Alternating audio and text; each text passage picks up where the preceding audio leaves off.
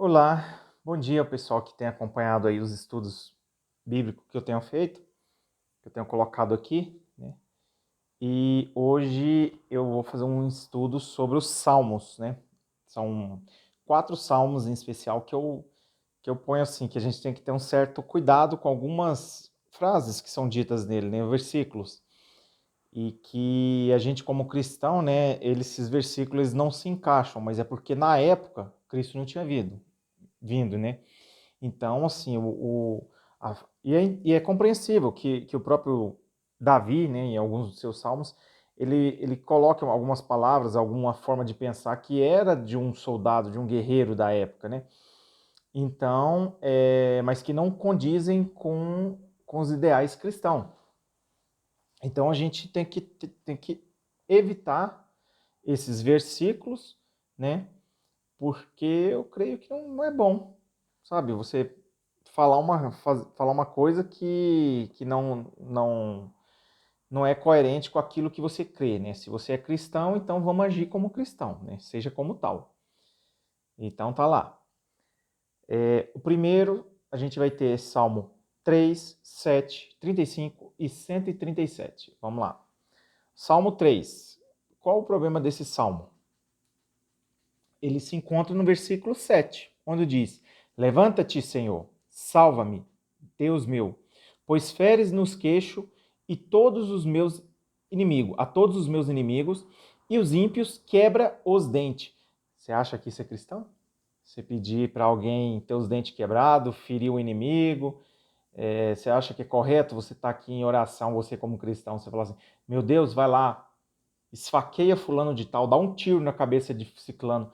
Tá, não vamos aumentar a dose aqui, mas vê aí que não é muito coerente, né? A gente usar palavras violentas contra um irmão, né? A gente tem que, o que Cristo diz? Vamos orar uns pelos outros. Aqueles que te fazem mal, você ora por eles para que eles venham a se converter e aceitar a Jesus e a Deus.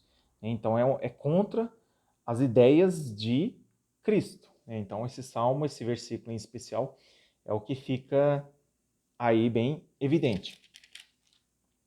Seguindo, então, a gente tem o 7. O Salmo 7 é um salmo que é assim, se você faz algo, costuma fazer muita coisa errada, você tem que ter cuidado em proferir esse salmo, porque ele pode lançar maldição contra você mesmo. Você usa a sua boca para lançar maldição contra si mesmo, porque a nossa palavra tem poder. E olha só o que ele vai dizer então.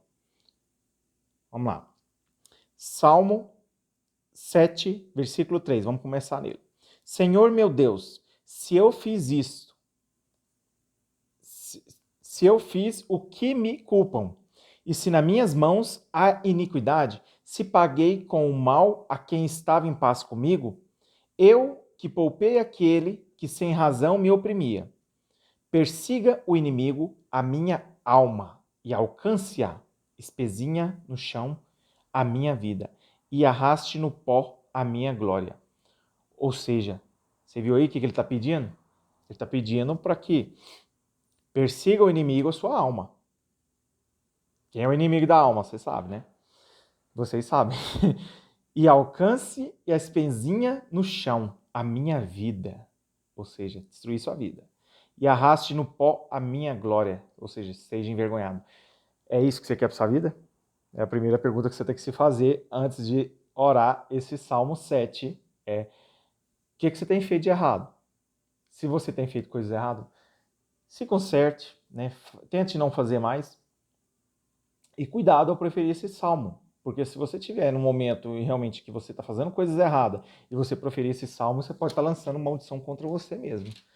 Isso é assim, a minha forma de pensar, né? Mas cada um fica livre para fazer como bem entender.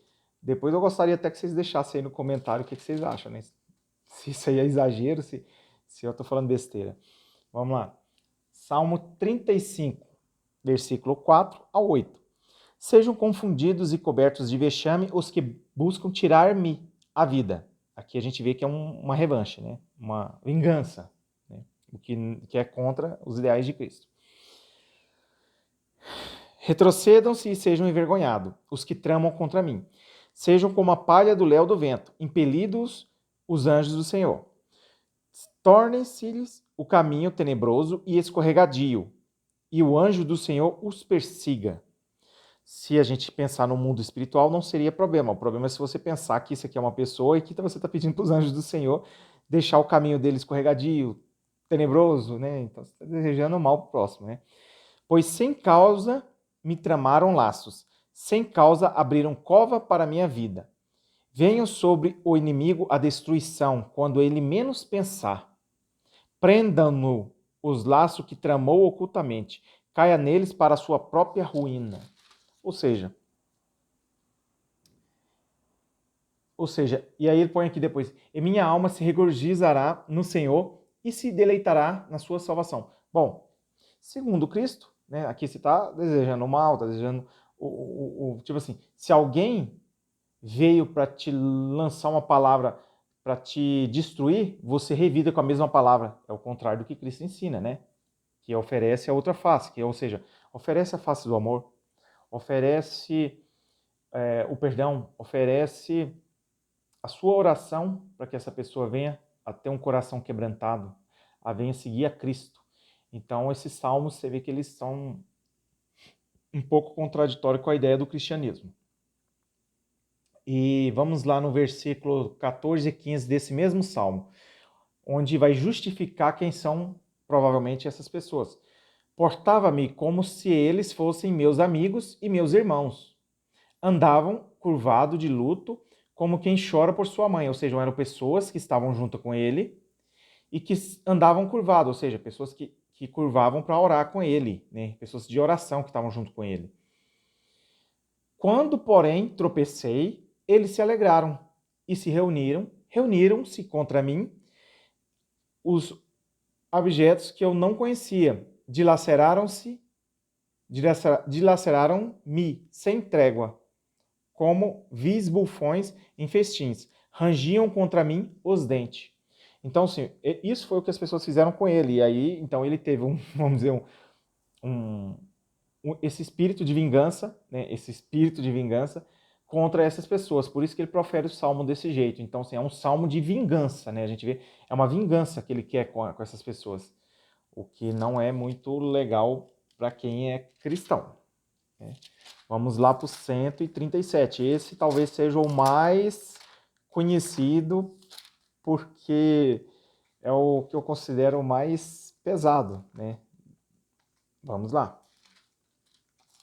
137. Tá aqui. No 137, a gente vai ter então, onde ele diz aqui, vamos começar deixa eu ver de onde aqui que a gente vai começar. No versículo 7. Contra os filhos de Edom, lembra-te, Senhor, do dia de Jerusalém, pois diziam, arrasai, arrasai até os fundamentos. Filha da Babilônia, que hás de ser destruída. Feliz aquele que te der o pago do mal que nos fizeste. Aqui novamente a questão da vingança. E aqui o último versículo que é o mais pesado, que ele diz, feliz aquele que pegar teus filhos e esmagá-los contra a parede. Ou seja, imagina a cena, você pegar as pessoas, né, ou você imaginar filho mesmo, né, e esmagar essas pessoas contra a parede. É algo que, vamos dizer, não tem o amor de Cristo, né? Então não precisa dizer muito. Então são os salmos aí que eu vejo que a gente tem que ter um certo cuidado com esses versículos, né, que são colocados. Mas quer dizer então que esses salmos não deveriam estar na Bíblia? Não, eu não vejo que seria um problema, sabe, eles estarem na Bíblia. Porque para a época, para a situação, né, isso aqui fica também como testemunho, né, de uma maneira até como ele, como uma pessoa humana, né, humana, ele tinha sentimentos, então esses sentimentos fazem parte do ser humano, né, o sentimento de vingança, o sentimento de ódio, e quando você é um soldado que tem o seu coração endurecido de tanto ver pessoas morrerem ao seu lado, amigos seus serem cortados, dilacerados, ou atualmente que explode, né? Então, assim, não é muito fácil você manter a sua humanidade em dia, né? aquela história de um amor ao próximo, ela meio que se desfaz diante dos horrores da guerra. Então, assim, a gente tem que entender que o motivo desses salmos serem, às vezes, carregados de tanta vingança, de tanto rancor, às vezes, chega a ser rancor, né? Justamente por esse motivo. Então, a gente também tem que entender o lado de quando ele escreveu isso. E ter na nossa mente o seguinte: salmos são coisas que nós mesmos podemos fazer. A gente pode fazer, nós podemos fazer salmos para Deus. E não há mal nenhum nisso. Ele se agrada. Assim como podemos fazer canções, podemos fazer orações. Então, salmos é só mais uma ferramenta para fortalecer o seu canal com Deus, né? Então, tudo aquilo que vem para fortalecer o seu canal com Deus, eu creio que é bem-vindo, né? Então é isso aí. Até a próxima. Espero que aqui tenha dado uma visão diferente desses salmos, né? Eu não estou aqui para julgar, né, ponto de vista de ninguém, mas eu gostaria, né, de ter um compartilhamento assim, de ideias, porque eu coloco às vezes justamente para ter isso também, né, para a gente ter um compartilhamento de ideias, ver o que um pensa, o que o outro pensa, porque é sempre bom a gente crescer na palavra de Deus, né? E vamos continuar o nosso estudo bíblico aí, sempre que eu tiver uma palavra, algo que eu achar interessante, eu vou estar trazendo, né? Então, até a próxima.